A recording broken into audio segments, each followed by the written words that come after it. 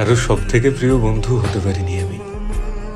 চারপাশে অনেকেই আছে, তারা খানিকটা ভালোবাসে, কিন্তু আমায় ছাড়া চলবে না এরকম একজন মানুষও নেই।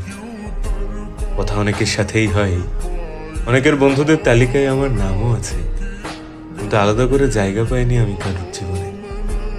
তাই তো কেউ আমার জন্য কখনো কোনো প্ল্যান করে না, কোনো প্রথম ফোন আসে না আমার কাছে, কারণ প্রায়োরিটি লিস্টে আমি একটু নিচের দিকেই থাকি।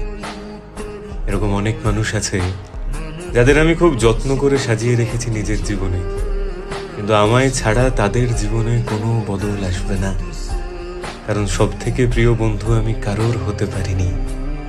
আমায় ছাড়া সবার ঠিক চলে যায়।